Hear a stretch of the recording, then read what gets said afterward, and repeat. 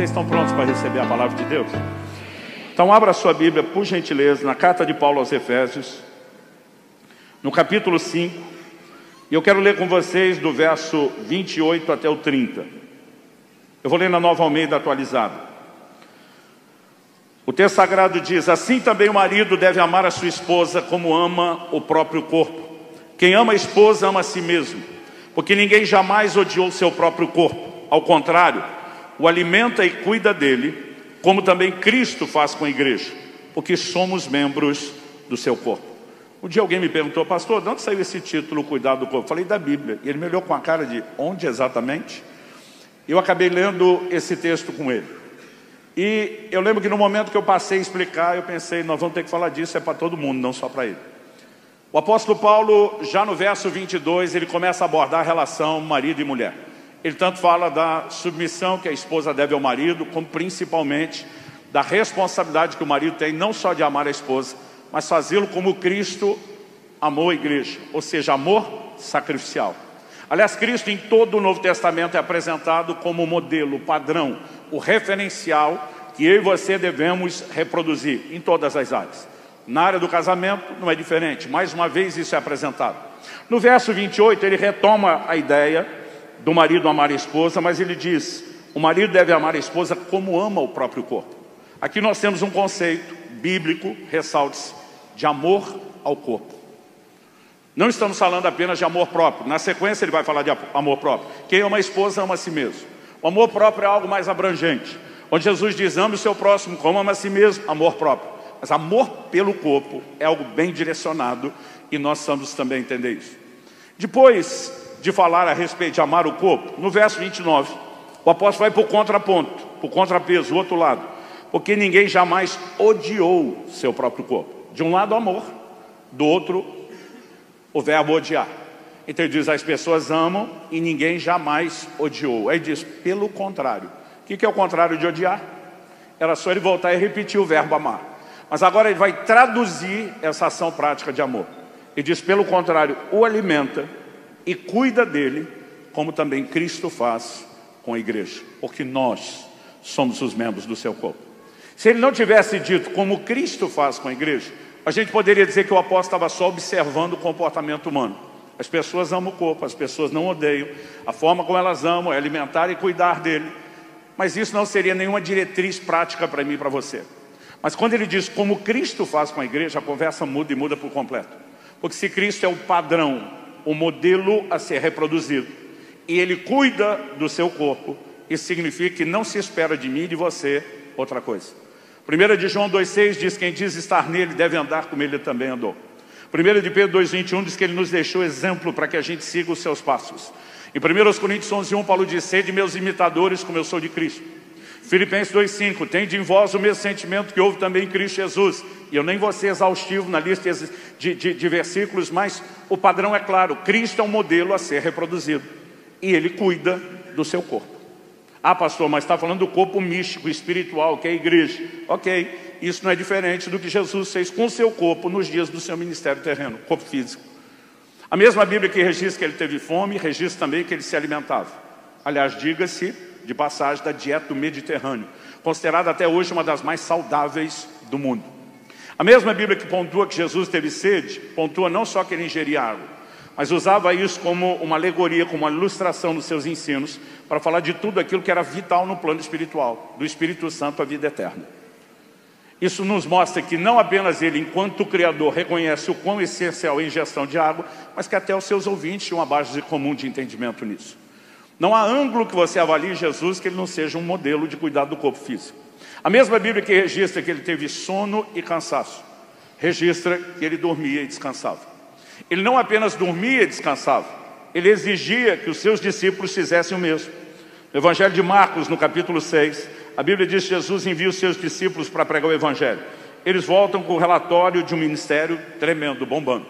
Marcos 6, de 30 a 32, diz assim: os apóstolos voltaram à presença de Jesus e lhe relataram tudo o que tinham feito e ensinado. E ele lhes disse: venham repousar um pouco à parte, num lugar deserto. Isso porque eles não tinham tempo nem para comer, visto serem muitos os que iam e vinham. Então foram de barco para um lugar deserto à parte. Quando eles voltam empolgados com o relatório do ministério, Jesus diz, vamos dar uma pausa, vamos dar um break. Estava conversando esses dias com uma pessoa e destacando para ele a ênfase que a ciência, a medicina está dando no fato de que o sedentarismo, a falta de atividade física hoje em dia, se tornou o novo tabagismo. Traduzindo, da mesma forma como décadas atrás, a sociedade fez vista grossa para algo que traria problemas sérios para a saúde. Eles estão dizendo hoje o nosso problema está em não enxergar os danos do sedentarismo. Só que na época de Jesus, praticamente não existia gente sedentária. Não tinha ninguém que trabalhava 8 horas por dia sentado na frente do computador, ou com telemarketing, ou um caminhoneiro que no final do dia dirigindo está exausto, mas na perspectiva média passou o dia sentado. Todo mundo tinha trabalho manual. Jesus, por ofício aprendido com o pai, era carpinteiro, trabalho braçal. Ninguém comprava casa pronta, construía. Ninguém comprava móveis prontos, fabricava. Desde o processo do plantio, a colheita, a maneira como se moe, né, o trigo no pilão, como vai fazer a massa. Eles tinham um estilo de vida que o mínimo de movimento necessário à saúde já era preenchido. E todo mundo andava, porque eles não tinham meio de locomoção. E andavam muito. Eu acho interessante como a modernidade, ao mesmo tempo que nos trouxe facilidade, está nos roubando muita coisa. Você vê os crentes indo para o shopping, para o mercado e reclamando que deram as vagas perto da porta do estacionamento para os idosos. E de vez em quando eu falo para alguns, e tu queria o idoso andando, que nem você quer andar. Porque nós temos adotado um padrão de conforto cada vez maior, a ponto de não perceber que a gente só está aumentando o tal do problema do sedentarismo. Gente, as pessoas andavam muito. Quando você lê lá, por exemplo, o relato de um dos evangelhos, Jesus e seus discípulos saíram da Galileia e foram para Jerusalém. Parece que é ali do lado, né? Estamos falando de 115 quilômetros. E eles fizeram esse trecho inúmeras vezes, a pé. Um estudioso calculou todas as viagens de Jesus nos evangelhos, eliminando as repetidas, obviamente, né? E calculou-se que em aproximadamente 3 anos e meio de ministério, Nosso Senhor tem andado mais de 5.000 quilômetros a pé.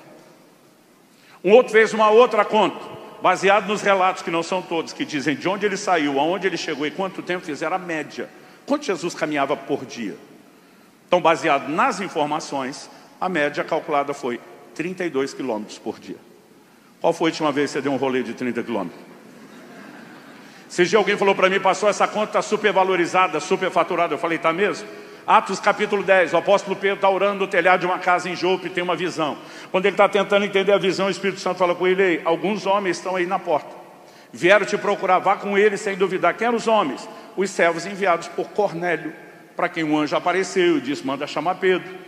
Então Pedro os hospeda, no dia seguinte sai com eles de viagem, em 2 dias eles chegam em Cesareia Marítima. De Jope a Cesareia Marítima. E eu já fiz esse trecho de carro, contando, não só checando lá no Google Maps, 60 quilômetros. Eles fizeram em 2 dias. Qual foi a média que andaram? 30 quilômetros por dia. Outro dia alguém falou, pastor, não quer dizer que andava todo dia. Eu falei, não mesmo, mas para aguentar 2 dias de 30 seguidos, os caras tinham que ter ritmo. A Bíblia fala mais sobre atividade física do que você pode imaginar. E nisso, Jesus também era modelo. Eu não vim chamar a atenção de ninguém aqui hoje. Eu não vim julgar você nem pelo seu passado, nem pelo seu presente. Eu só vim te apresentar uma nova proposta de futuro. Eu vim contar a história da minha correção. Eu perdi cerca de 60 quilos na última década e meia. Então, a minha ideia não é corrigir você, é contar a história da minha correção, na esperança de que a carapuça também lhe sirva. Mas eu comecei a entender e perceber algumas coisas, porque com o tempo, meus amigos, os ex-colegas sindicatos gordinhos, que são singularmente divertidos, como a maioria não é, eles ficam fazendo piada comigo o tempo todo.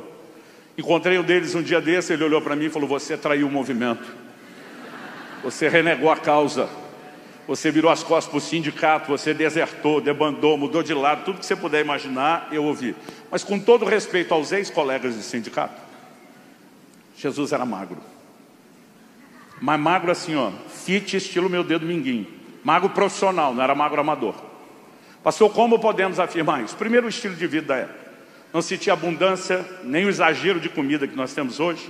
Todo o ritmo de atividade física havia um combinado. Mas a gente pode fazer uma conta baseada em informação bíblica. A Bíblia diz que ao final de 40 dias de jejum, Jesus teve fome. Normalmente a gente diz, para quem faz jejum prolongado, depois dos primeiros 3 dias você não vai ter fome.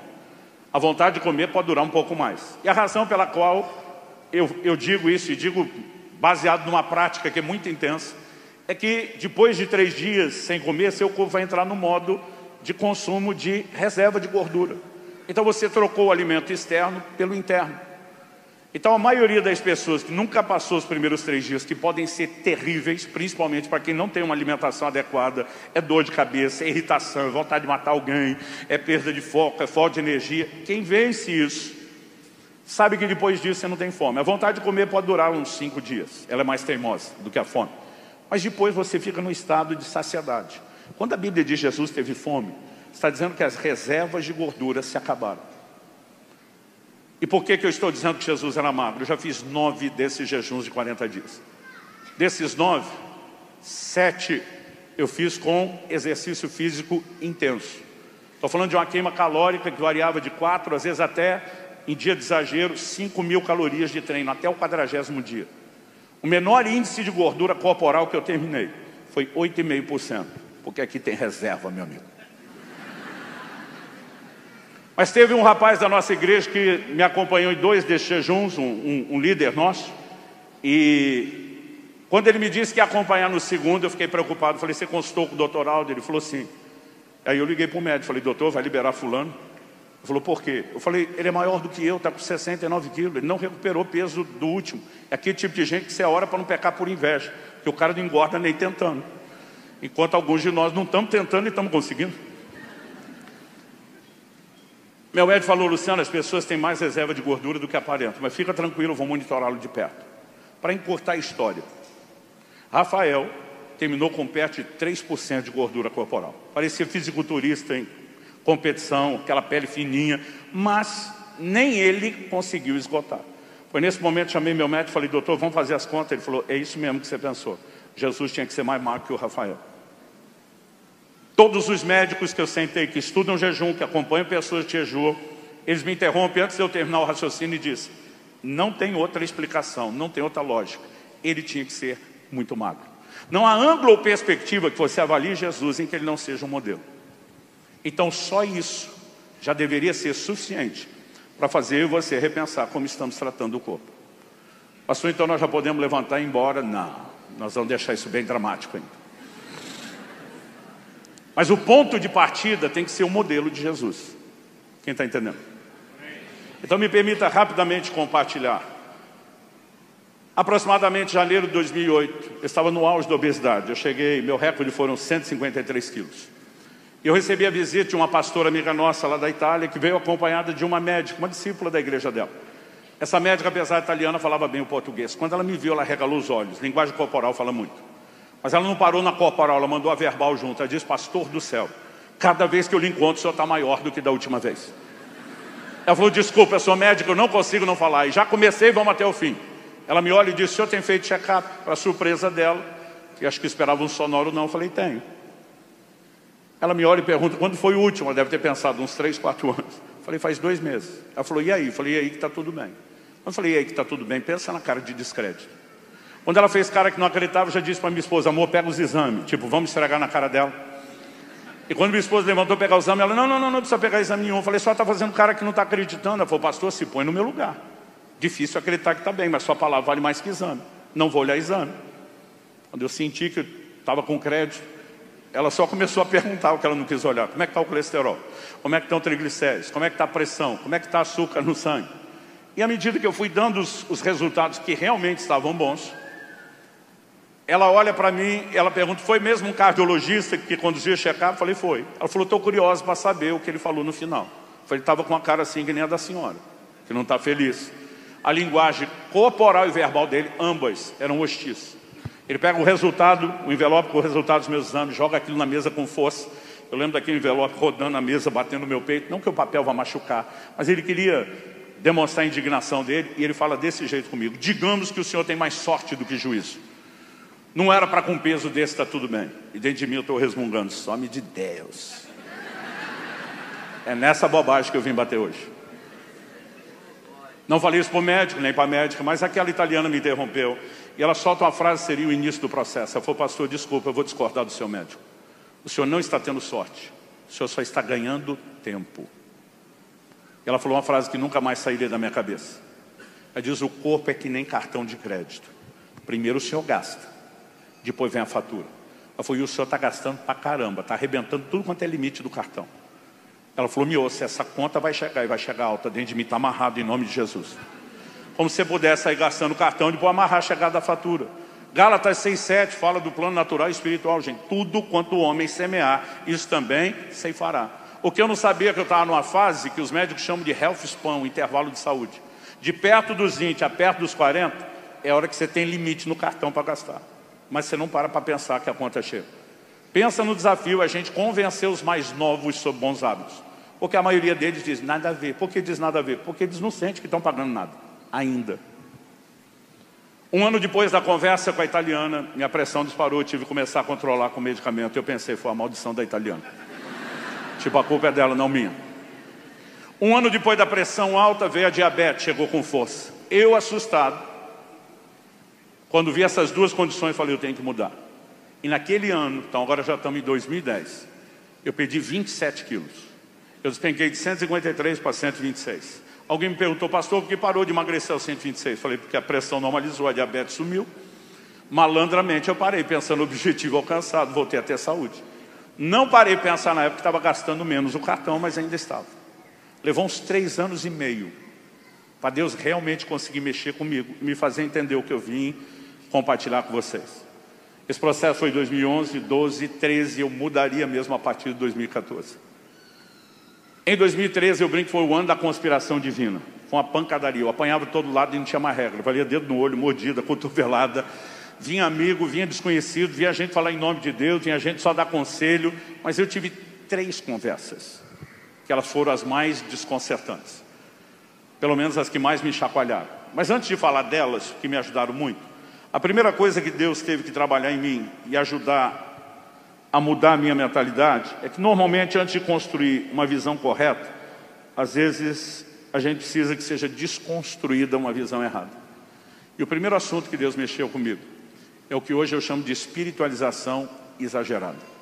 Você pode repetir isso comigo? Diga espiritualização exagerada. Não, gente. Como se você estivesse jantado. Vamos lá, espiritualização exagerada. Pastor, esse negócio de repetir espiritual não, é só didático, é só para você lembrar mesmo. O que é isso? É aquela resmungada que eu dei na frente do médico dentro de mim. Some de Deus. O que tem a ver uma coisa com a outra? O que é espiritualização exagerada? Somos seres espirituais. Isso é inquestionável. Jesus diz em João 4,24 que Deus é espírito e importa que os seus adoradores o adorem em espírito. Se tirar a realidade do plano espiritual, não sobra lugar para Deus, para o evangelho, para a salvação, para nada do que nós vivemos. Nenhum de nós vai negar a parte espiritual. Mas Jesus diz em João 3,6, o que é nascido da carne é carne, o que é nascido do espírito é espírito. Ele não falou que você é um ou outro. O que ele estava tentando explicar é que nós somos tanto um quanto o outro. E muitas vezes a espiritualização exagerada é a gente querer fingir que é só um ser espiritual e não natural. O dia que você entrou nesse mundo, entrou num corpo de carne. O dia que você se converteu, foi regenerado, nasceu de novo, isso aconteceu no nível do seu espírito.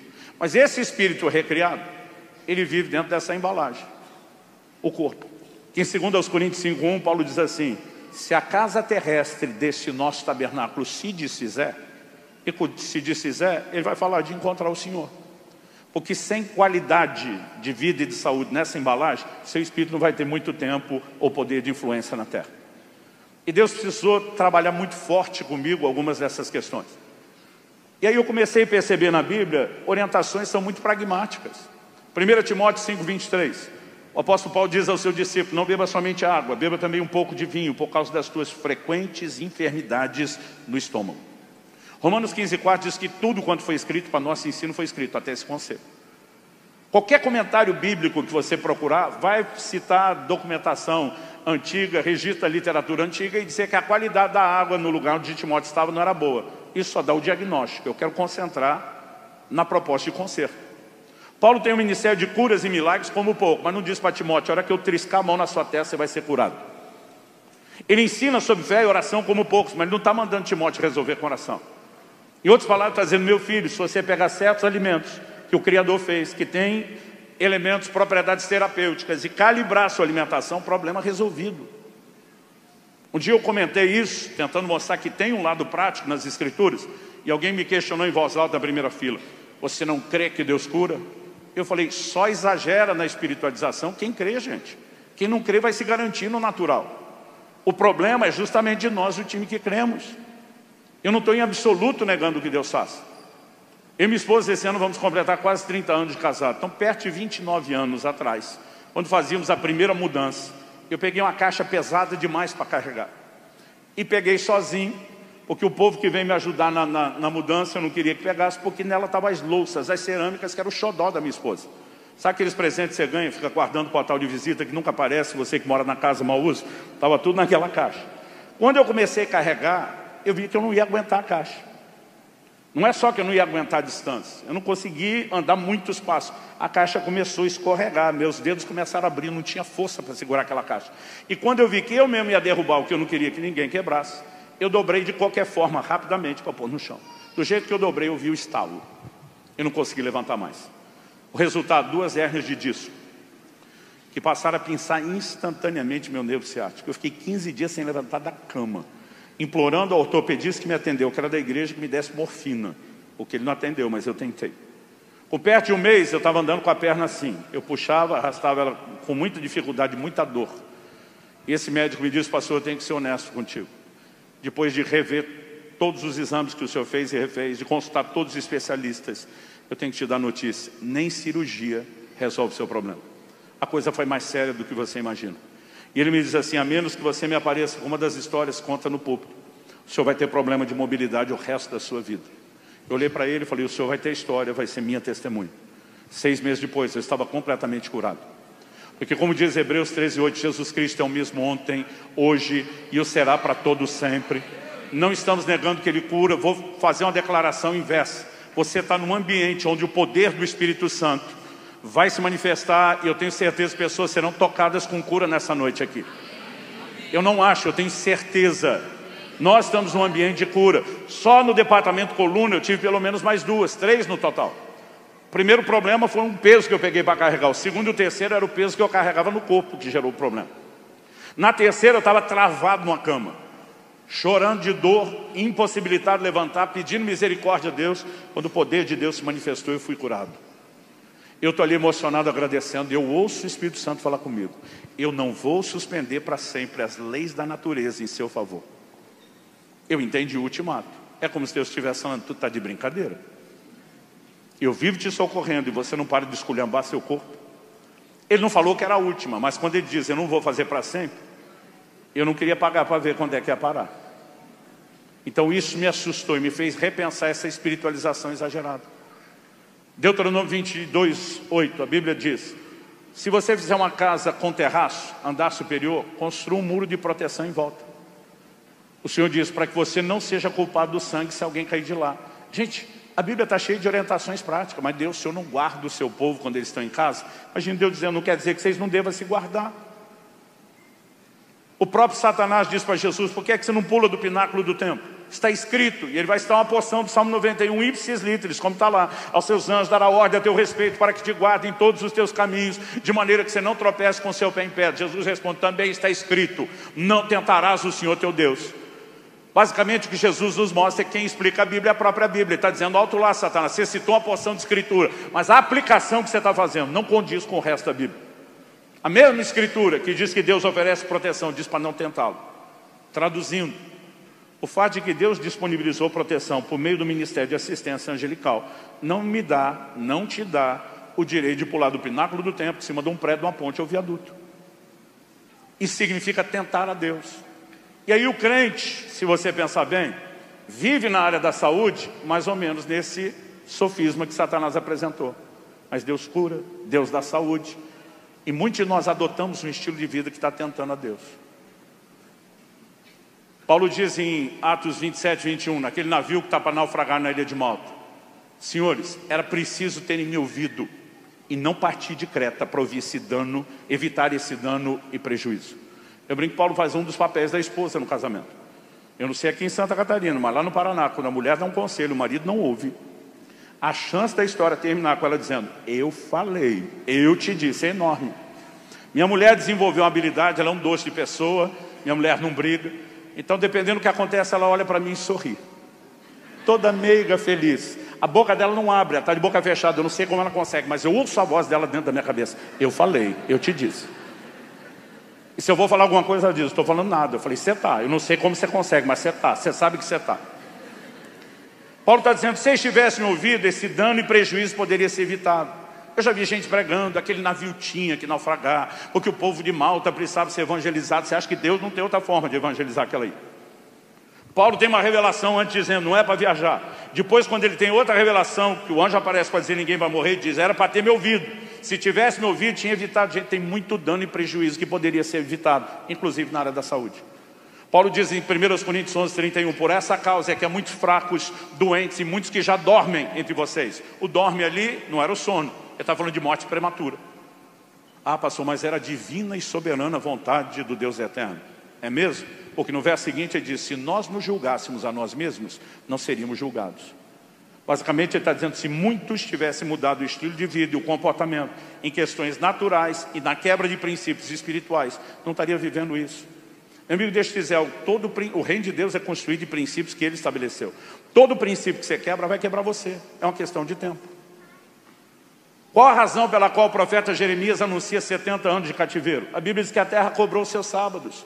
Todo descanso não respeitado à conta chegou depois, porque a conta sempre chega. E nós precisamos parar de espiritualizar o que não precisa. Quem está entendendo? Mas quando Deus começou a me corrigir, eu tive 3 conversas muito pontuais. A primeira delas, um amigo um dia me aborda e disse, Subirá, pelo amor de Deus, você tem que se cuidar, cara. Nós não podemos te perder cedo. Gente, ninguém conseguia me assustar com a conversa da morte. Um dia um médico tentou, quando eu estava no auge da obesidade, ele falou assim, você conhece alguém que tem pelo menos que tem o seu peso e pelo menos 70 anos de idade? Eu pensei um pouco, falei, não estou lembrando. Ele falou, pensa bem. Eu pensei um pouco mais e falei, não. Ele falou, esgota seus relacionamentos, não precisa ser gente próxima. Até a hora que eu cansei, falei, doutor, não lembro de ninguém. Ele falou, não lembra porque não tem. Falei, emagrece até os 70? Ele falou, não, morre antes. Mas você acha que ele conseguiu me ajudar? Eu era do time que espiritualizava. Eu dizia, o crente não morre, é promovido e transferido. E eu não estava nem aí. Quando esse meu amigo começou a conversa, nós não podemos te perder cedo, eu lembro que eu dei um corte rápido, estilo faca tramontina. Já mandei 2 frases de Paulo em Filipenses 1. Para mim o morrer é lucro, partir estar com Cristo é incomparavelmente melhor. O que eu não esperava foi o corte rápido que veio do outro lado. Ele diz, isso é der a sorte de morrer. Eu olhei para ele e falei, como é que é? Ele falou, meu amigo, vai estudar estatística. Quem não se cuida com você acha que morre na primeira? Você acha que é que nem fez alusão ao painel elétrico lá de casa? Caiu o disjuntor, cabeça abaixo, o espírito partiu, está com Jesus, né? E está tudo resolvido. Ele falou, a maioria não dá essa sorte não. Vai sofrer numa cama, vai dar trabalho para os outros. Gente, pela primeira vez alguém me assustou. Porque eu nunca tinha pensado na outra possibilidade.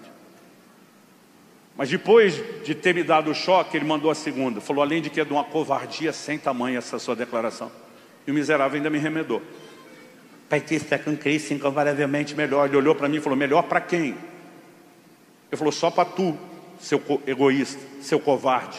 E Kelly, sua mulher que vai ficar para trás. E seu filho que você não terminou de criar. E o plano e o propósito de Deus que você não cumpriu. Então que se lasque o resto porque para ti é melhor para você. Ele falou, se isso não é encarnação do egoísmo, da covardia, me diga o que é. Eu emudeci, eu nunca tinha pensado no resto. E ele mandou a terceira. Ele foi para o ensinador de Bíblia com você, parece que você não entendeu, foi nada de Filipenses 1. Até hoje não sei, então, o que me ofendeu mais, me chamar de covarde ou egoísta, ou dizer que eu não entendi Filipenses 1. Eu abri Filipenses 1 na hora para jogar na cara dele. Se você for rápido o endereço, abra comigo. Em Filipenses 1, o apóstolo Paulo diz, a partir do verso 20, o seguinte: minha ardente expectativa e esperança é que em nada serei envergonhado, mas que, com toda ousadia, como sempre também agora, Cristo será engrandecido no meu corpo, quer pela vida, quer pela morte. Quando eu li o versículo 20, eu já percebi que eu nunca tinha entendido mesmo. Se você puder, repita comigo. Cristo será engrandecido no meu corpo, quer pela vida, quer pela morte. Daqui a pouco eu vou dizer o que é engrandecer a Cristo no corpo, o que é glorificar Deus com o corpo. Mas ele diz que o nosso estilo de vida tem que engrandecer a Cristo. E a maneira como vamos morrer também deveria engrandecer a Cristo. A maioria de nós não está vivendo de uma forma que engrandece a Cristo. E como consequência vai morrer de uma forma que também não engrandece a Cristo. Aí eu fui para o verso 21. Porque para mim o viver é Cristo e o morrer é lucro. Gente, eu só olhava o morrer lucro. Nunca tinha visto que antes vem o viver é Cristo. Ele não está só dizendo viver para Cristo, viver com Cristo. O viver é Cristo. Cristo é um modelo a ser reproduzido na nossa caminhada, na nossa existência. O que envolve, como falamos antes, cuidar do corpo. Aí você pode dizer que o morrer é lucro. Agora, alguns de nós não queremos viver Cristo e já pulamos não só como justificativa, mas até como escape do primeiro, vamos morrer logo e resolver isso de outra forma. Não faz o menor sentido. Verso 22. Entretanto, se eu continuar vivendo, diferente de morrer, poderei ainda fazer algum trabalho frutífero. Assim não sei o que devo escolher. Agora Paulo está dizendo, bateu uma dúvida. E eu preciso pensar bem qual será a minha escolha. Presta atenção que ele não está falando que a escolha é de Deus. A escolha é dele. Isso aqui é muito importante. Qual a escolha? 23. Estou cercado pelos dois lados. De um lado, tendo o desejo de partir e estar com Cristo, que é incomparavelmente melhor. Mas por causa de vocês, verso 24, é mais necessário que eu continue a viver. Então Paulo desbateu a dúvida. Se eu partir, lucro. Partir, estar com Cristo, incomparavelmente melhor, mas só para mim. Se eu fico mais tempo e tenho mais fruto do meu trabalho, melhor para vocês todos. Ele diz, já não sei mais o que escolher. Eu estava empolgado com aquilo, mas honestamente isso cheira egoísmo. Paulo toma uma decisão, verso 25. Convencido disso, estou certo de que ficarei e permanecerei com todos vocês, para que progridam e tenham alegria na fé. Traduzindo do céu, pode esperar. A partir desse texto que Deus me fez entender a segunda verdade que eu quero destacar aqui. Se a primeira nós falamos de espiritualização exagerada, a segunda aqui é viva para cumprir o propósito. Você pode também repetir isso, não for pedir demais, só para te ajudar a memorizar, diga viva para cumprir o propósito. E de repente eu percebi quando li isso, quão distante eu estava de engrandecer a Cristo, quer pela vida, quer pela morte. Como eu disse, em 2013 foram 3 conversas mais marcantes. As 2 primeiras, usando a alegoria do boxe, eu diria que foi knockdown. É quando o lutador é golpeado, vai para a lona, mas não desmaia. Ele se recupera, ele volta a lutar. A terceira conversa seria knockout, que é quando o camarada vai para a lona e não levanta mais. Meu segundo knockdown, o primeiro foi essa conversa. Segundo, me apresentaram a um outro pastor, a gente não se conhecia. Supostamente, quando você está se apresentando a alguém, espera-se que você faça um esforço para ser simpático. O cara não fez questão nenhuma. A gente mal foi apresentado, ele me faz uma pergunta. Subirá, você já ouviu falar de um avivalista escocês chamado Robert Murray McCheyne? Falei, já, o cara chacoalhou a Escócia como poucos. Ele me cortava, não deixava eu falar. Conhece as frases, citações dele? Eu falei, algumas, citei uma no meu último livro. Conhece a mais importante? O pessoal miserável não me deixa nem falar. Você conhece a frase mais célebre? Eu falei, olha, não sei exatamente qual é. Ele falou, se não sabe, é porque realmente não conhece. Eu falei, miserável, está estreando uma ferradura nova aqui hoje. Ele falou, a frase mais célebre do McCheyne foi a que ele proferiu no Lei de Morte. Eu descobriria depois, estudando a biografia do McCheyne, que um dos ministérios que mais chacoalhou a Escócia morreu aos 29 anos de idade, não chegou aos 30. E a frase proferida por ele no Lei de Morte foi, Deus me deu um cavalo e uma mensagem. E eu matei o cavalo, já não posso levar a mensagem. Basicamente ele está dizendo, porque não cuidei do meu corpo e da minha saúde, o plano de Deus está sendo sabotado. Pensa no segundo knockdown. Mas o nocaute está por vir. E aconteceu em novembro de 2013. As minhas andanças pelo Brasil, mas especialmente alguns países da Europa, me perguntavam muito se eu conhecia um pastor brasileiro chamado Paulo Canuto. De tanto me perguntaram, eu fui ficando curioso, queria saber quem era. Descobri que em novembro de 2013 nós dois falaríamos juntos no mesmo evento em São Paulo. A primeira noite, depois de eu pregar, eu lembro que os irmãos da igreja prepararam uma janta para os preletores do evento. Hoje não como, mas depois de culto. Na época comia muito e errado. Mas quando nós fomos para a janta, eu vi o Canuto segurando um prato daqueles que a gente chama de simbólico, que nem suja direito. Mas um pratinho de nada. E eu pensei alto, olhei para ele e larguei. Falei, está se cuidando. Mas lógico que eu não queria falar disso, gente. Eu estava quase 130 quilos, meu prato é uma montanha. Era só para um sorrir para o outro e a gente se apresentar, mudar de assunto. Só que a hora que eu larguei, está se cuidando, ele respondeu com uma pergunta. Quantos anos você tem? E eu pensei, deu ruim. E quando alguém com mais de 60 anos pergunta sua idade, ele vai dar sermão em você, filho. É fácil sem filtro da vida, já era. A hora que ele perguntou quantos anos você tem, eu acho que eu já estampei o desânimo no rosto de uma forma que ele percebeu. Eu lembro que faltava 1 mês e meio para eu completar 41, e eu já aumentei, eu falei, 41. Ele olhou para mim e falou assim, estou perguntando sua idade, Acho que ele viu o jeito que eu respondi. Porque foi quando eu tinha 44 anos de idade, ele falou, achei que você estava perto dos 40. Quando eu tinha 44 anos de idade, eu morri. Ele falou isso, eu falei, você o quê? Ele falou, eu morri. Eu estou pensando, como é que morreu? Está aqui na minha frente. Ele falou, eu tenho o laudo médico da minha morte. Ele apresentou a Eva, a esposa que estava do lado, falou, ela é minha testemunha. Ela me socorreu, me levou para o hospital.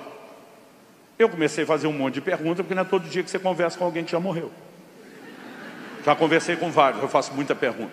Para encurtar a história de subir, os médicos me reanimaram 5 vezes. Choque. Nas primeiras 4 eu voltei, na 5ª eu não voltei mais. Falei, como é que você sabe que não voltou? Ele falou, porque eu me vi em espírito saindo do meu corpo. Meu corpo está deitado na maca, em espírito eu estou em pé do lado de fora. Tudo que acontece naquela sala, a partir daquele momento eu assisti do lado de fora e minha versão bate nos mínimos detalhes com a do médico da minha esposa. Toda a conversa, eu fui falado, eu vi no relógio da parede, a hora que ele assinou meu laudo, está exatamente lá o que eu vi. Enfim, eu não vou gastar tempo com todos os detalhes que ele me deu, mas ele falou assim, e aí Jesus apareceu atrás de mim. Ele falou, pensa numa presença que não precisa de anúncio. É uma glória inconfundível. Quando ele apareceu atrás de mim, antes de falar qualquer coisa, ele falou, eu já sabia que era ele. Eu não sentia permissão de virar e encarar, mas eu já sabia que era ele. Como ele deu a deixa antes de falar, eu curioso já perguntei o que ele falou. Ele disse assim, ele chegou perto do meu ouvido e sussurrou a seguinte frase, você é um suicida. Eu estremeci, eu sabia para onde ia aquela conversa. O Senhor continuou e falou, eu tinha um plano extraordinário para a sua vida. Mas falou para ele, você conseguiu abortar, no entanto, porque nunca cuidou do seu corpo. A hora que usou a frase, nunca cuidou do seu corpo, eu falei, para, você era gordo? Vamos falar rasgado comigo? Ele falou, não. A única coisa que eu estava bem era o peso. O resto estava tudo errado. O Subirá não dormia. Dormia de 2, 3 horas por noite. Sabe para quê? Fazer vigília. Toda noite era vigília, buscando a Deus e tendo encontros maravilhosos com Ele. Mas não tem corpo que sobreviva sem descanso. Ele falou, não me alimentava direito. Eu não me exercitava. Viajava a pregar sem me dar descanso. Eu fosse 44 anos, meu corpo entrou em colapso. Eu larguei a frase que eu aprendi com os amigos carioca, interjeição de espanto famosa deles. Caraca. Eu falei, caraca, ele faz assim com a mão. E me diz, calma que fica pior. Eu estou pensando, como é que pode ficar pior? Jesus te chama de suicida, disse que abortou o plano e o propósito da vida, para a vida que ele tinha, e vai ficar pior. Ele falou, ficou pior. Porque ele falou, Jesus me deu uma visão do que teria sido o enterro, o velório do dia seguinte. Foi o velório que nunca aconteceu, eu assisti em visão. Ele falou, está na minha memória como qualquer fato real da minha vida, porque a visão foi muito nítida. Ele falou, pensa numa coisa desconfortável é ver o seu velório. Ele falou, eu vi o meu. Meu corpo arrumado no caixão, decorado com flores, amigos e familiares chorando, coroa de flores do lado de fora, aquele cenário que você como pastor está acostumado, ele me disse. Ele falou, então alguém chegava perto do caixão, estendia a mão na direção do meu corpo, na visão, e dizia assim, mas o Paulo era uma bênção. Por que será que Deus recolheu ele tão cedo? E na hora que fazia esse comentário, a pessoa na visão, Jesus continuava falando no ouvido dele, enquanto ele tinha visão. Além de abortar o meu plano para a sua vida, você faz com que eu seja julgado. Jesus diz, eu não te recolhi coisa nenhuma, foi você que se matou. Mas agora as pessoas me julgam pela sua negligência. O chão sumiu debaixo do meu pé. Essa terceira conversa foi o nocaute. Eu levantei daquela mesa e eu falei para Deus, nunca mais o Senhor vai chamar minha atenção de novo. Eu falei, eu não sei como eu cheguei até aqui. Eu não sei porque eu nunca ouvi ninguém. Eu falei, mas é a última vez que o Senhor me corrige. Falei para Deus, nós dois sabemos que eu não vou mudar tudo da noite para o dia. Porque eu lembrava de Romanos 12. Transformai-vos pela renovação da vossa mente. Gente, ninguém muda comportamento se não mudar os valores. É por isso que nós estamos numa cruzada tentando fazer o povo ler esses livros. Porque você não vai mudar a sua mente. Por mais que você saia daqui hoje tocado, emocionado, impactado, você não vai mudar a sua mentalidade, dando atenção uma única noite a esse assunto. Isso aqui tem prazo de validade, vai perder o efeito e impacto daqui a alguns dias. A menos que você comece a processar e repensar o assunto. Então eu falei para Deus, não quer dizer que não vai mudar nada, uma mudança significativa, eu falei, eu preciso de tempo. Eu falei, mas o que eu te prometo, eu vou estudar a Bíblia, eu vou estudar material médico e científico, como eu nunca fiz. E assim que eu começar a entender essas coisas, eu realmente vou te dar toda a mudança significativa. Esse foi o grande ponto de virada daquela conversa, que começa 5, quase 6 anos antes com aquela médica italiana. Esse é o momento que eu me levanto e digo, meu amigo, eu não vou mais brincar com isso. Porque eu entendi algumas coisas. A primeira delas é que nós temos uma crença equivocada sobre o dia da morte. Aliás, uma crença que a maioria de nós antes de converter já tinha, depois converteu. Não é que isso foi fundamentado pelo entendimento bíblico. Agora, depois de convertido, a gente tenta arrumar versículo para justificar o que a gente acreditava. A maior parte das pessoas acredita que todo mundo tem dia e hora marcado para morrer. A frase que eu mais ouvi em velório, em 31 anos de pastorado, obviamente depois de meus sentimentos, meus pesos, a minha frase mais falada, da boca de crente ou não crente: pois é, quando chega a hora de alguém, não há nada que possa ser feito. Honestamente, eu não sei dizer quantas vezes eu li a Bíblia depois da conversa com o Canuto, de Gênesis a Apocalipse, só olhando esse assunto. Mas foram muitas vezes, versículo por versículo. Do início ao fim, eu posso lhe garantir que a Bíblia não sustenta essa crença equivocada. Pelo contrário. Eclesiastes 7,17 diz: não seja demasiadamente justo, nem seja tolo. Depois de repreender o comportamento tolo, vem a pergunta: por que você morreria antes do tempo? Outra tradução: porque morreria antes da sua hora. Ah, pastor, mas se tem uma hora ideal, não inflexível, porque senão alguém não poderia morrer antes. Se morre antes, não tem hora inflexível. Se tem hora inflexível, não morre antes. Paulo escreve aos Efésios, cita um dos 10 mandamentos, diz: se você honrar pai e mãe, vai prolongar os dias. Se dá para aumentar, não tem hora marcada. Se tem hora marcada, não dá para aumentar. Eu não vou gastar tempo nisso, mas para os interessados, no livro tem um capítulo inteiro chamado O Céu Pode Esperar. É só a teologia do dia da morte, do nível de responsabilidade que nós temos. E nós precisamos entender que está em nosso poder fazer escolhas. Alguns estão escolhendo partir cedo. Não porque estão literalmente se matando, mas estão negligenciando de tal forma a maneira como cuidam ou não cuidam do corpo, que estão antecipando isso. Outro dia eu vi alguém tirando o que eu falei do contexto. Não, Subirá falou que se você não comer direito, nem vai para o céu. Eu falei: não, talvez você vá para lá mais cedo. Nós não estamos falando de salvação, nós estamos falando da duração da embalagem. Vocês estão aí? Então o que eu e você, em essência, precisamos entender? Abra sua Bíblia comigo na primeira carta de Paulo aos Coríntios, no capítulo 6, no verso 19.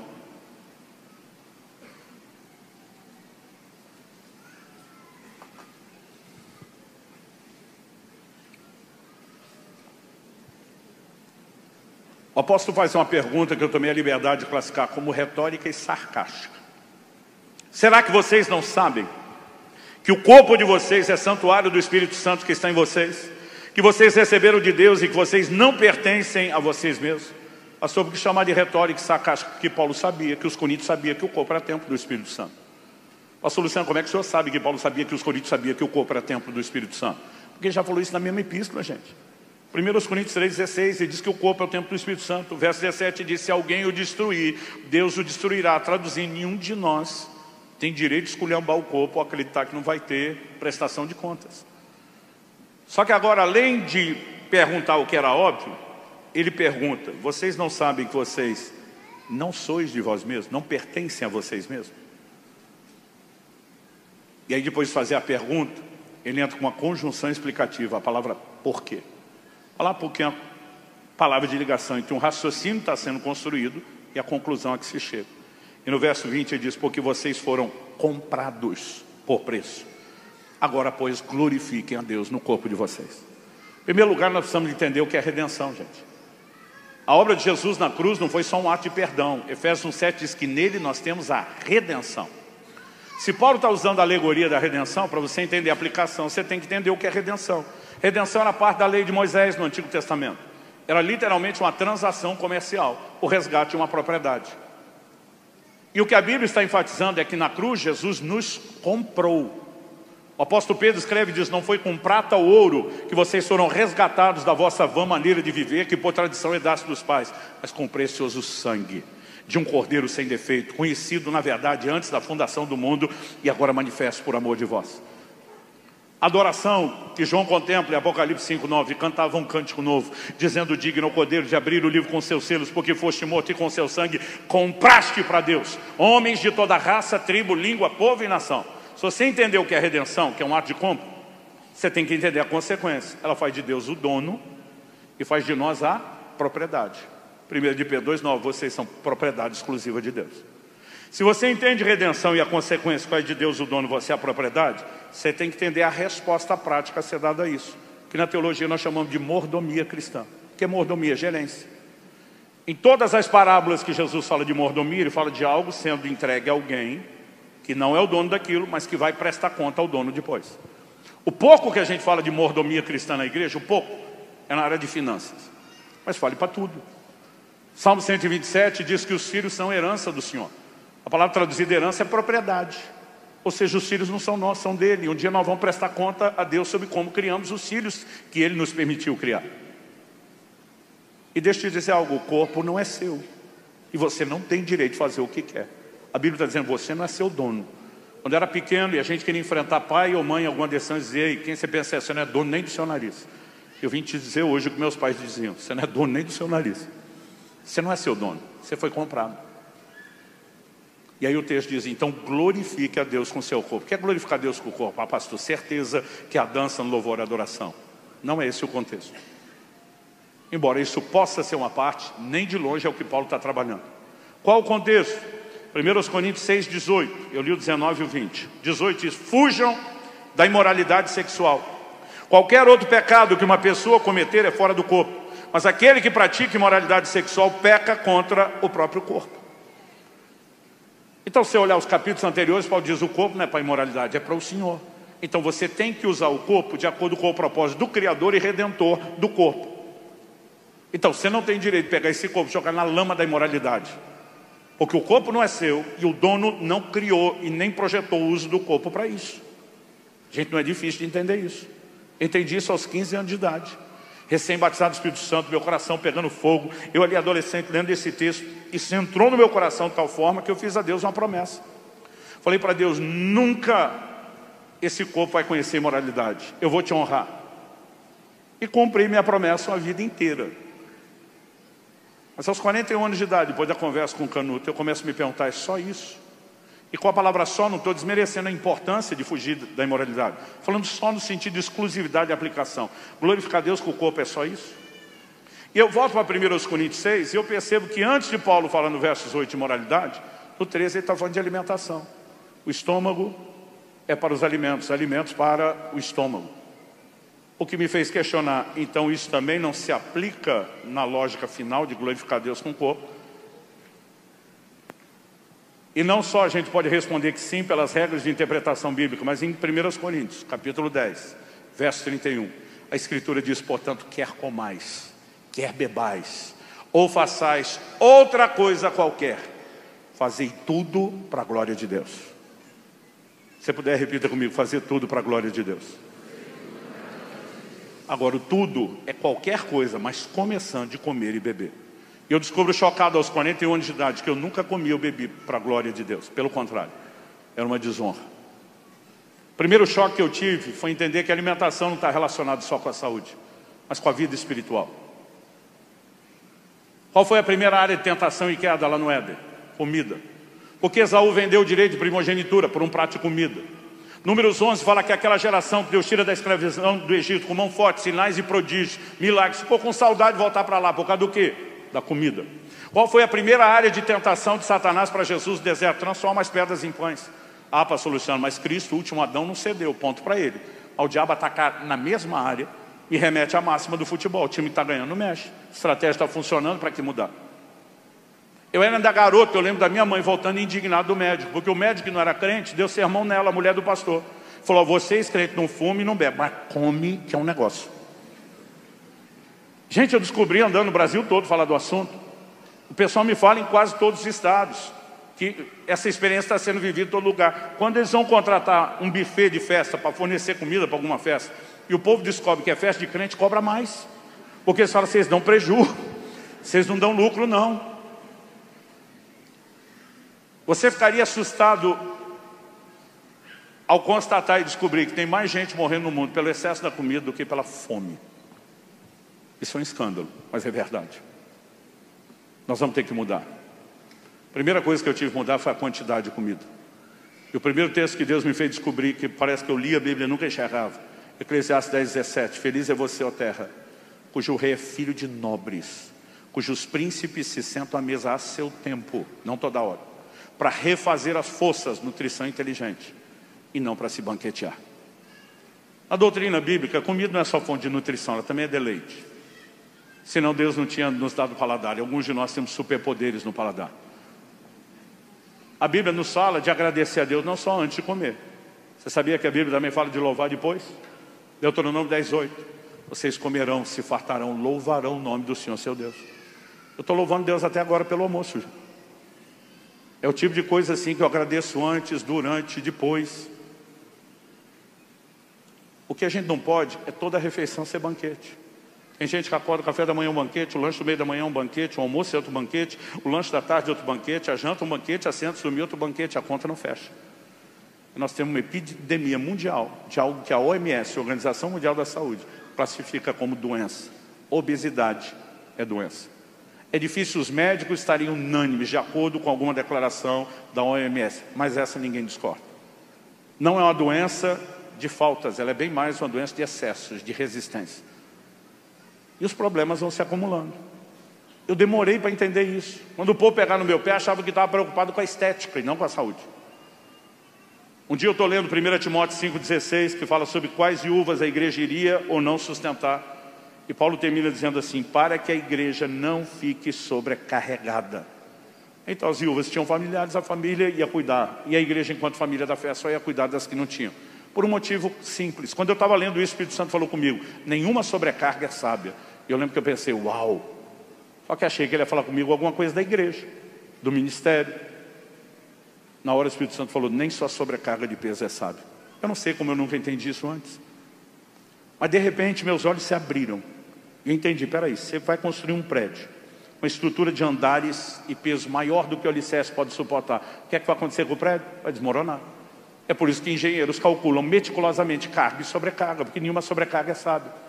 Você bota num automóvel mais peso do que ele foi desenhado pelo fabricante para suportar. Não importa se estão falando de um carro de passeio, de um utilitário que vai de caminhonete ao caminhão. O que vai acontecer com ele? Duas coisas nessa ordem. Primeiro, você arrebenta a suspensão. Se insistir, inutiliza o carro. Eu já estava na fase que eu tinha arrebentado toda a suspensão, joelho, coluna, ombro, tudo que você imaginar, por causa do sobrepeso. Não há ângulo ou perspectiva que justifique. E eu vou repetir o que eu falei antes, não vim te julgar pelo seu passado nem pelo seu presente. Mas eu vim te apresentar uma nova proposta de futuro. Há inúmeras razões pelas quais a gente deixa a maionese desandar e perde o controle do peso. Outro dia um chegou para mim e falou, pastor, mas 153 quilos? Como é que o senhor conseguiu isso? Eu falei, 1 quilo de cada vez. Não dormi magro, acordei desse jeito. Você engorda um pouquinho, acostuma, mais um pouquinho, acostuma, mais um pouquinho, acostuma.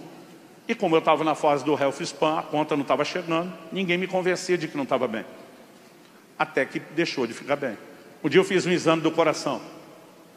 E o médico mostrou no exame de imagem o quanto meu coração estava aumentado, hipertrofiado em relação ao coração normal. Eu fiquei apavorado, falei, eu estou doente? Ele falou, não, nesse momento seu coração é o músculo mais bombado do seu corpo. Ele falou, é o único que trabalha. Ainda tirou onda comigo assim. Falou, está trabalhando que nem um doido. O problema é que ele vai ficar bombado até não aguentar mais.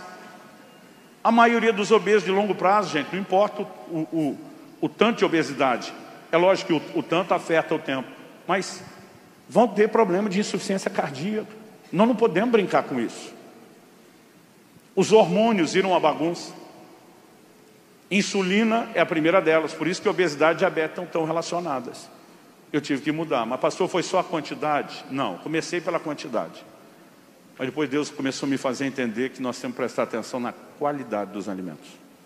Segundo Reis, capítulo 4, de 38 a 41, diz que Eliseu chega em Gilgal, havia fome na terra, ele dá uma ordem a um dos discípulos. Prepara um cozido para os filhos dos profetas. O rapaz vai lá, diz a Bíblia que ele encontrou uma trepadeira silvestre, cheia de fruto. Como sabemos cheia de fruto? Porque a Bíblia diz que ele não levou na mão, diz que ele encheu a capa com eles. Numa época de fome, gente, escassez de alimento. Esse menino não parou para pensar. Ou se pensou, foi assim muito subjetivo. Ou foi muito crente pensando provisão divina, ou foi muito carnal pensando dei sorte. Ele não parou para pensar, por que ninguém está comendo isso? E o texto diz que ele encheu a capa de colossíntidas. E o texto bíblico termina dizendo, visto não saber o que eram. O dia que Deus me chamou a atenção para isso, fui estudar o que eram as colossíntidas. E os comentários bíblicos, citando literatura antiga, diz que as colossíntidas, em pequenas quantidades, elas tinham propriedade terapêutica, laxante para o intestino. Mas em grande quantidade não remetia só a vulga, a diarreia. Elas eram altamente tóxicas e produziam sangramento intestinal até a morte. Aí você vai entender por que alguém grita, morte na panela. Se tivessem comido sem uma intervenção, todo mundo tinha morrido. E o dia que eu estou lendo esse texto, o Espírito Santo pergunta: por que a morte foi parar na panela? Eu falei: ignorância do cozinheiro.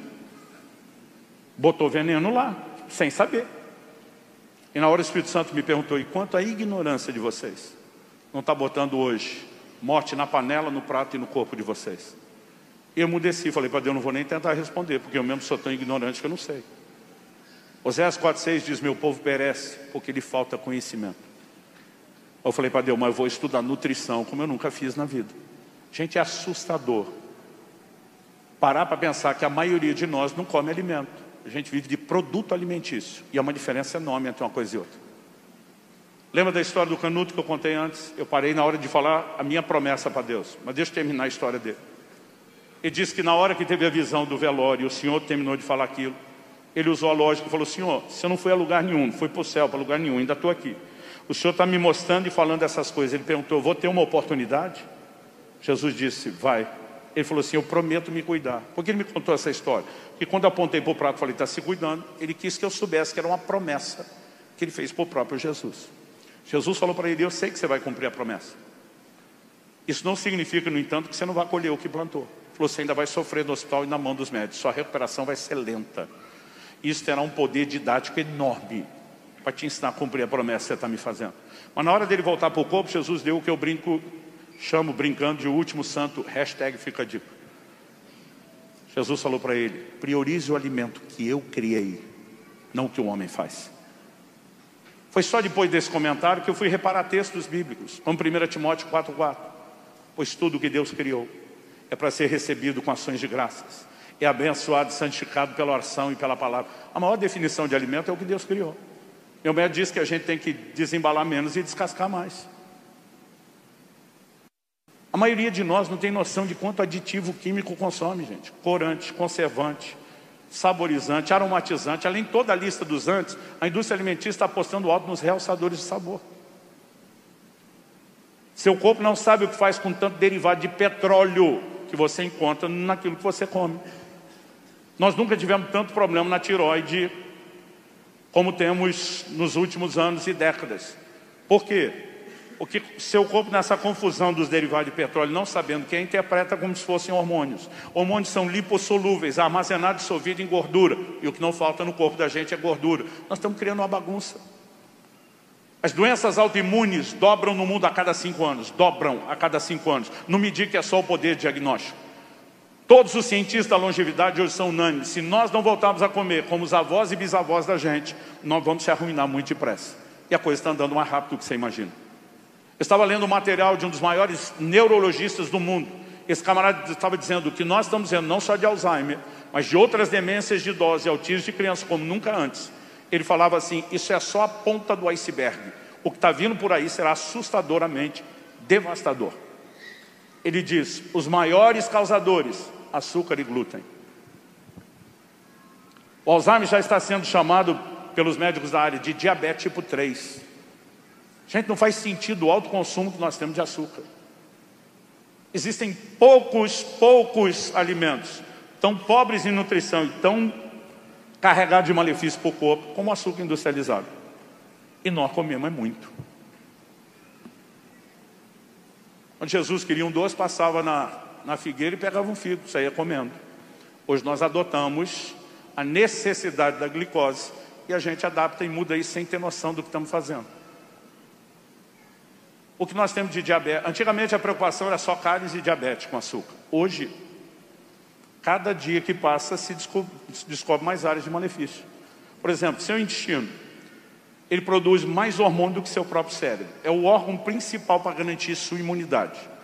E ele tem mais bactéria do que seu corpo tem célula. Mas tem bactéria boa e ruim, é o que a gente chama da macrobiota, o equilíbrio da macrobiota. Se você come açúcar, você está alimentando as bactérias ruins. Você come fibra, e é por isso que os antigos, os avós, a gente dizia: coma salada, meu filho. Você está alimentando bactéria boa. As porcarias que a gente tem comido, elas não trazem só o dano direto ao corpo. Elas estão derrubando todas as paredes de proteção, de imunidade que nós deveríamos ter. A maior parte das enfermidades hoje tem desordem, tem origem em desordem alimentar. E a gente pode corrigir isso comendo direito. Se você faz lá um check-up de saúde, descobre que tem no CA lá um marcador, um indicador tumoral de alerta.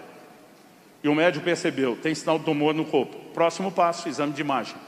Sabe o que ele vai pedir? Um PET scan. Sabe como é feito o PET scan? Eles vão te dar para beber glicose radioativa. Por que você bebe a glicose radioativa? Porque o exame é de imagem, e se ela não for radioativa, não aparece na imagem. Mas qual é a ideia de acompanhar a glicose num exame para saber onde está o câncer? Porque eles vão acompanhar o movimento da glicose, porque ela vai concentrar no lugar das células cancerígenas. Porque células cancerígenas se alimentam de açúcar. Então, se você não tem um problema, me diga qual a razão de brincar com ele. E se já tem, para que alimentar o monstro? Eu não estou dizendo que você não possa comer nada. Mas assim, o alto consumo que nós temos é absurdo. Agora, como eu disse, não significa que se você comer essas coisas, você não vai para o céu. Talvez vá para lá mais cedo. Mas nós vamos ter que se cuidar. Eu não tenho tempo para falar do que nós falamos nos livros aqui, mas nós vamos ter que cuidar da alimentação, gente. Ah, pastor, outro dia um falou para mim, eu não tenho nem tempo para pesquisar essas coisas. Puxei o celular da mão dele, que já estava desbloqueado. Eu mesmo abri um aplicativo, mostrei para ele quanto tempo ele gastava, em média, em redes sociais por dia. 3 horas. Falei, 3 horas cuidando da vida dos outros, mas não tem tempo para descobrir o que é saudável. Agora olhar a rede social virou pecado. Falei, não, mas você cuidar da vida dos outros 1h30, só 1h30 para você descobrir mais sobre saúde. E você vai viver bem mais para cuidar da vida dos outros por 1h30 mais tempo.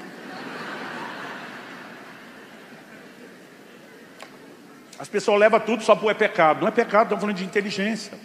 Aliás, se você puder, anota aí em algum lugar. @metanoia-saúde.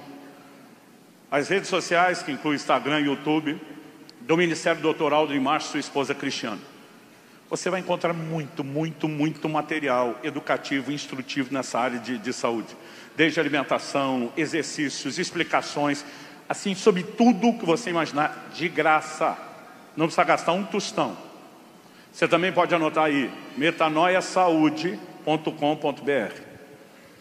No site tem toda a informação das redes sociais agregadas e até um pouco mais. Comece a separar um pouquinho de tempo para entender. Honestamente, enquanto eu não entendia o quão errado era a minha alimentação, eu não tinha ânimo nenhum para corrigir. E onde hoje está a minha empolgação? Observar resultado, gente. Quando eu mudei quantidade de alimento, eu perdi peso. Quando eu mudei qualidade, eu saí dos marcadores de inflamação para os de saúde. Quando eu passei a descansar, descanso é um dos capítulos do livro, e descanso na Bíblia não é sugestão, é ordem. Eu saí dos índices altíssimos que eu tinha dos marcadores de estresse. Porque cada área que você arruma vai gerar um tipo de agrupamento.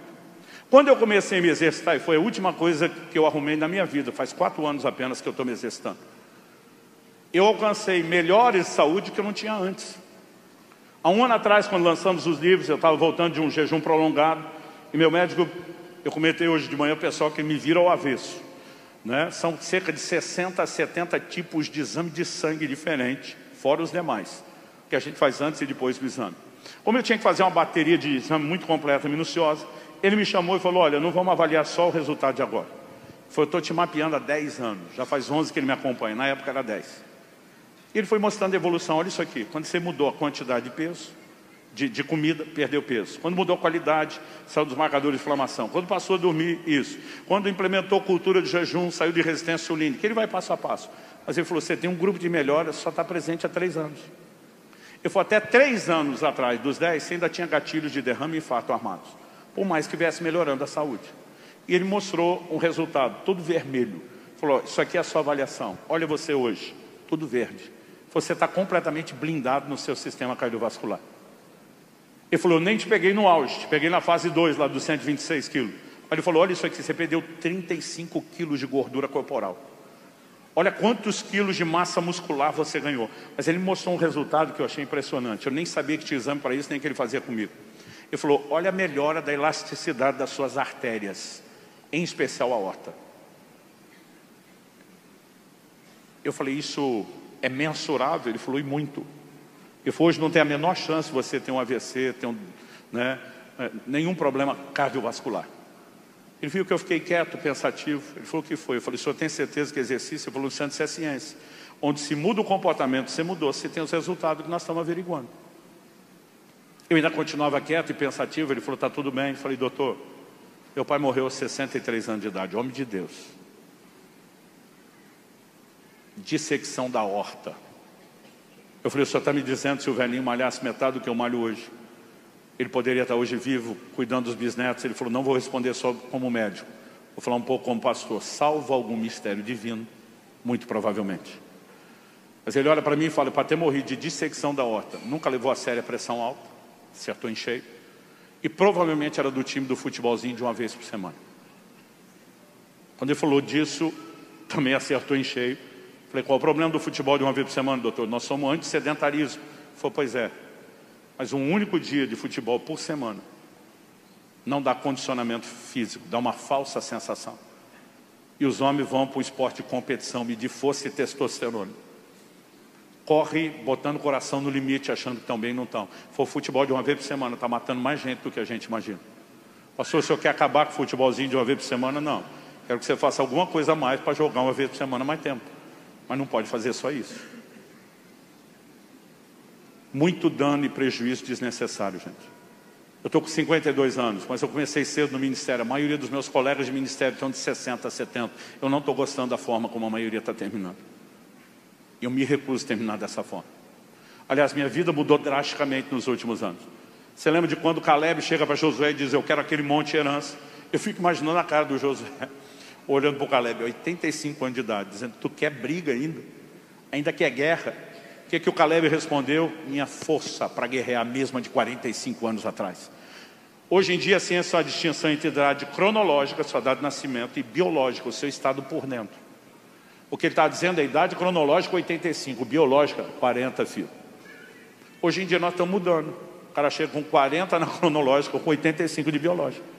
Gente, eu não estou exagerando. Com 41 anos de idade, quando o doutorado começou a me acompanhar, a idade biológica era de mais de 70. Hoje, aos 52, ela retrocedeu para 35. Eu tenho mais disposição aos 50 do que eu tinha aos 30. Com a diferença que não tem mais dor nenhuma no corpo. Qualquer um de nós pode virar o jogo. Qualquer área que eu falar de cuidado do corpo, eu conheci pouca gente que fosse tão esculhambada em tudo isso como eu. Mas entendeu o que a Bíblia diz. Me fez ter um outro posicionamento. Mas a parte boa é que além da decisão de honrar e glorificar o Criador e Redentor do meu corpo, de viver para cumprir o propósito, eu passei a ter uma qualidade de vida completamente diferente. E o melhor, eu tenho ouvido médicos, nutricionistas, profissionais da saúde, do esporte, no Brasil todo onde eu prego, a turma diz, pastor, glória a Deus que o senhor se converteu nessa área, porque o senhor era um péssimo exemplo. Muitos deles diziam, pessoas que nós chamamos a atenção usavam o senhor como desculpa. Eu falei, agora o senhor está tirando isso dele. Eu falei, aleluia, que saia da minha conta. Eu acredito de todo o meu coração que esses dois princípios, a decisão de honrar e glorificar o Criador, viver para cumprir o propósito, serve para todo mundo. Pastor, eu posso ter motivos pessoais? Pode. Meu médico, no início da carreira dele, se matando, trabalhar, fazendo um plantão atrás do outro, um dia o Espírito Santo perguntou, até quando você vai continuar investindo no futuro marido da sua futura viúva? Pense na frase que deu o resultado.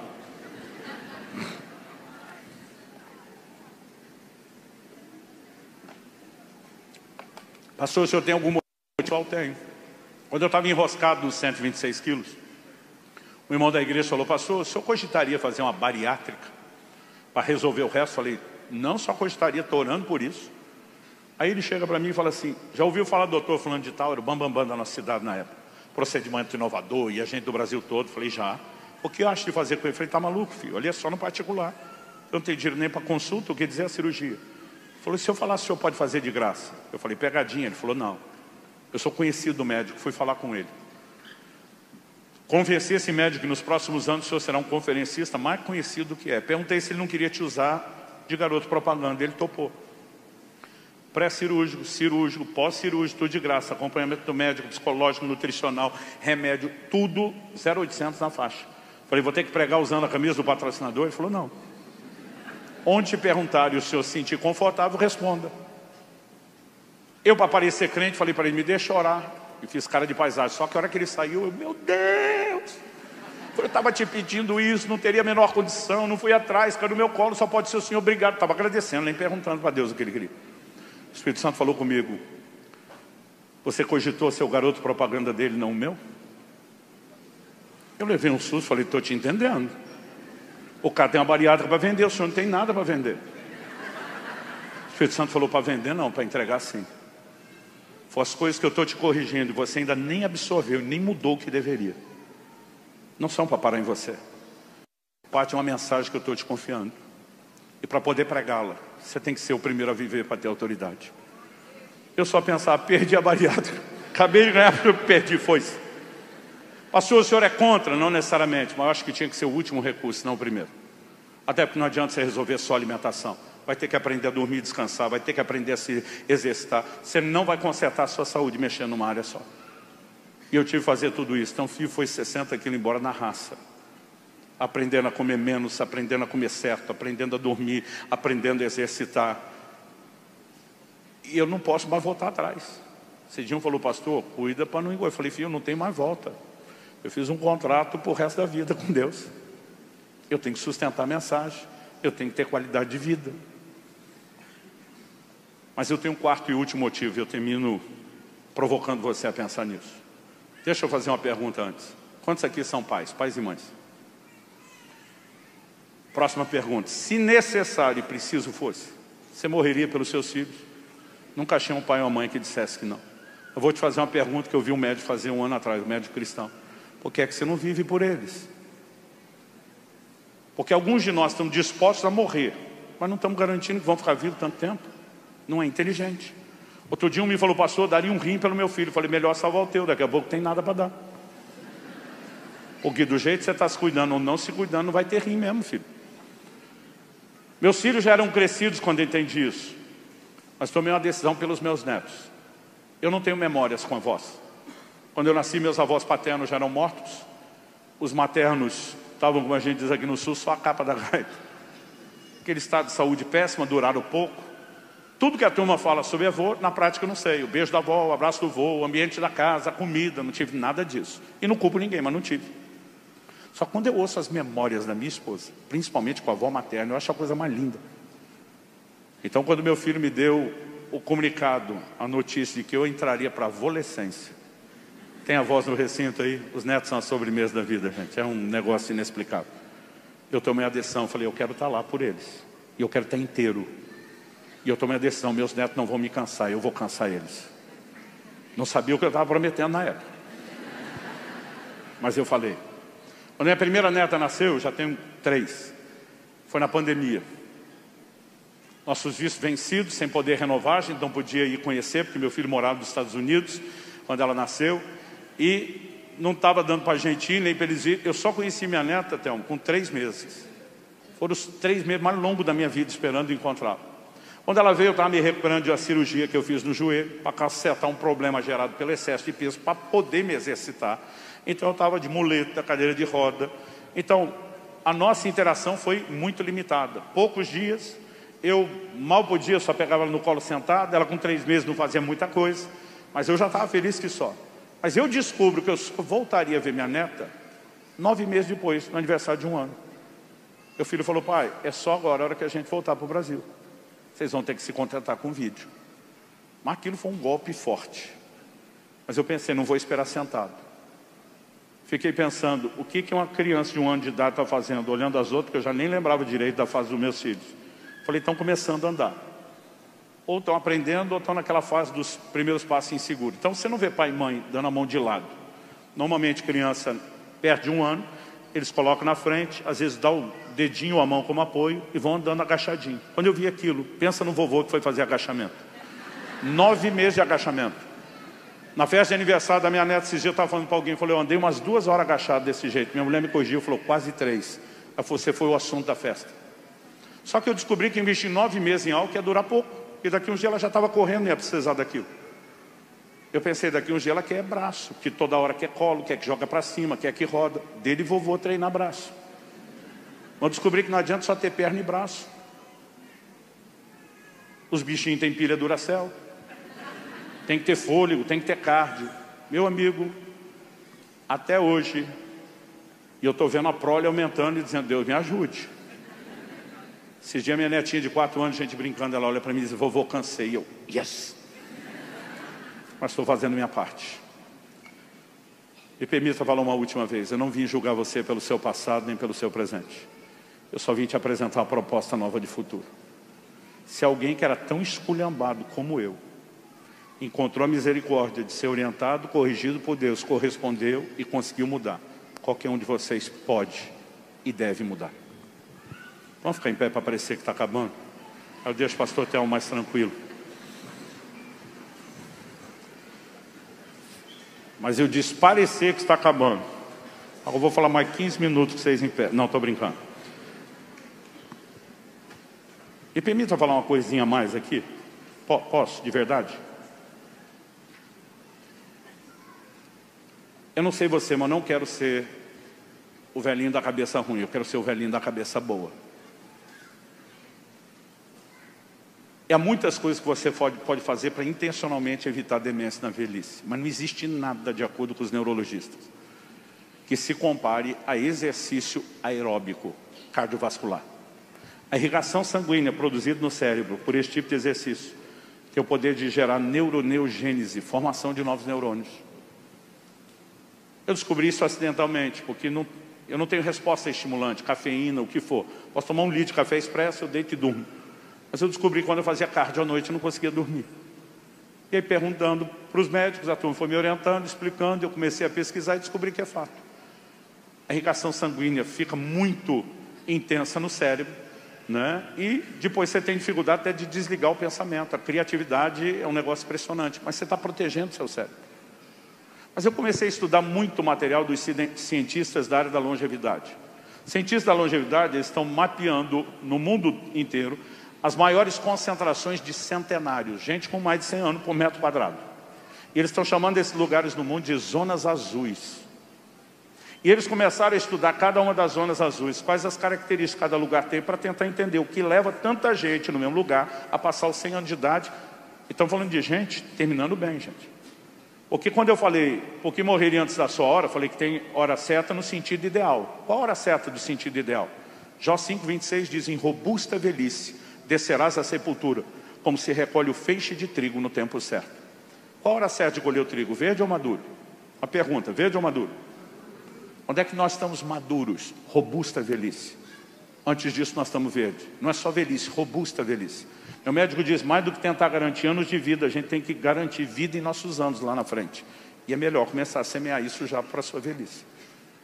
Mas eles começaram a mapear isso e descobriram não só as características de cada zona azul, mas começaram a comparar o que elas tinham em comum. Você sabe qual é o elemento que talvez esteja entre os mais comuns nas zonas azuis? Pernas fortes. E eu descobri que não adianta ser só o velhinho da cabeça boa e ter perna ruim. Pernas fortes são um dos maiores fatores de longevidade que vem sendo documentado pela ciência, por inúmeros motivos. Eu vou te dar um deles, que não é o principal. Você sabe qual é o maior motivo de morte não natural na velhice? Estava falando com o Theo hoje no almoço sobre isso. Queda. É a forma mais comum, sem ser enfermidade. Morte não natural na velhice, queda. Pastor, morre do tombo, não da complicação. Fratura fêmur, quadril, não recupera. Por que tanta queda? Perda de massa muscular. Um processo chamado sarcopenia. Na média da população começa depois dos 30. Imperceptível na primeira década, mas que vai se acentuando. A pessoa, se é da velhice, não pode fazer nada. Está mais do que provado que não é a idade. É a mudança de comportamento que a gente adota com a idade. Eu, por exemplo, botei mais músculo no meu corpo nos últimos 4 anos do que quando era adolescente ou jovem. Então você pode mudar isso. É por isso que o exercício é tão importante. Agora, onde tem perna forte, não se perde força, equilíbrio, não existe tanta queda. E mesmo se houvesse, quem tem mais massa muscular se recupera melhor de qualquer trauma, queimadura, fratura, acidente ou enfermidade. Isso é um fato, gente. Documentado no mundo todo há muito tempo. Por um motivo simples, o corpo vai quebrar proteína do músculo para socorrer a área necessitada. Então, se tem algo que a gente devia guardar para a velhice, não é meramente dinheiro. Porque tem gente guardando dinheiro, mas não está estocando saúde para usar. Um dos seus maiores investimentos quando você fala de saúde, músculo, perna forte. E aí não adianta fazer só o aeróbico, o cardio. Se você quer ter perna forte, treino de força, resistência, musculação, seus derivados, calistenia, pilates, né? Toda a lista está envolvida. Então nós vamos ter que levar isso mais a sério. Eu não sei você, mas eu estou empolgado para viver, para cumprir o propósito. E eu quero fazer tudo que tiver em meu poder. Um dia desse alguém desdenhou comigo e falou: você está resgatando o culto ao corpo. Eu falei: não, o culto do corpo. O culto ao corpo era coisa dos greco-romanos, faziam por vaidade. O culto do corpo é quando nós temos a consciência que o nosso Criador e Redentor tem que ser honrado com o padrão de vida que nós adotamos. Então talvez nós vamos ter que voltar a pregar para os crentes, que não é para mostrar resultado de treino, que é para cobrir o corpo melhor. Mas mesmo assim, ajustando as motivações, deixar de lado qualquer preocupação meramente estética e de vaidade, e dizer: vamos preservar o santuário de Deus. Vamos seguir o exemplo de Jesus e cuidar do corpo. Você recebe essa palavra em nome de Jesus?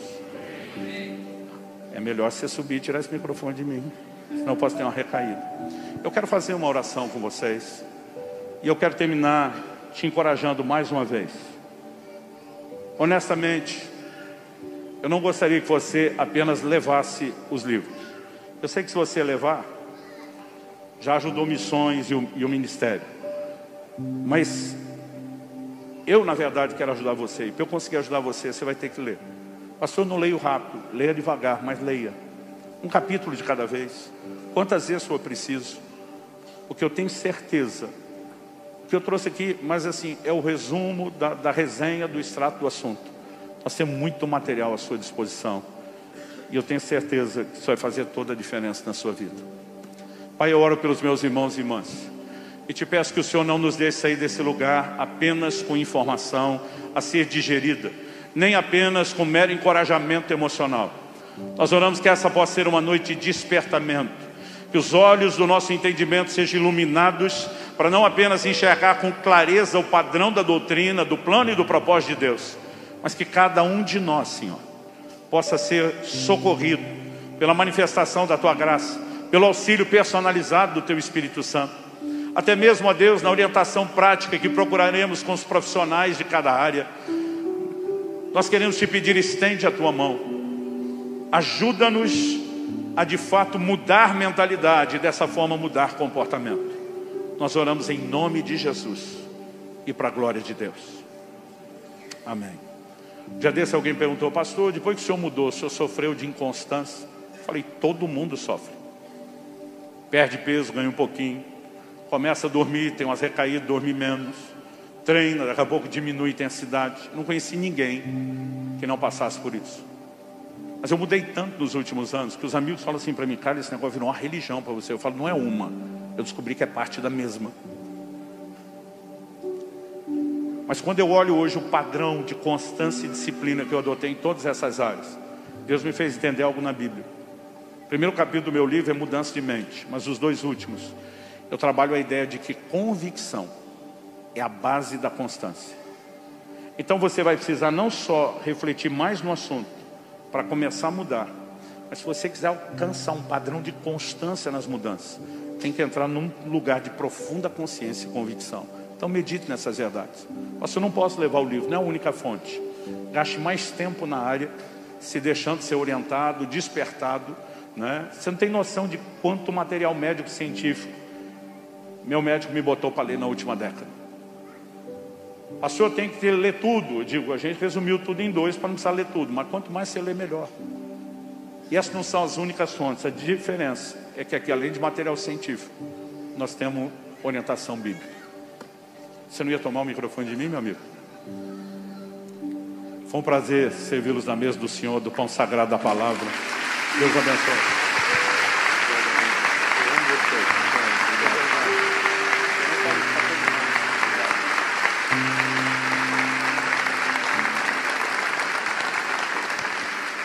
Estende a mão para cá, vamos abençoar a vida do pastor. Senhor Jesus, obrigado porque o Senhor despertou o nosso irmão para viver algo e hoje nos abençoar com aquilo que ele foi consolado. O mesmo Deus que o consolou, hoje através dele nos consola e nos orienta. Obrigado por essa noite. Oramos pela casa dele, por tudo que leva o nome dele. Que o Senhor, que ele saia daqui levado aos teus cuidados, Senhor. Que ele possa viver muitos longos, bons anos com o Senhor, saudavelmente, levando a tua palavra com eficácia. Nós celebramos a vida do nosso irmão e abençoamos essa noite. Amém. Obrigado, pastorzão. Amém. Aleluia. Quem foi abençoado? Amém, glória a Deus, né? Ó, Deus te deu um cavalo, não mata ele, tá bom? Que o amor de Deus Pai, a graça do Senhor e a comunhão com o Espírito Santo seja com todos. Vai embora, mas não vai sem dar um abraço com alguém antes, tá? Deus te abençoe. Confira esta outra linda pregação, que pode tocar seu coração e inspirar sua fé.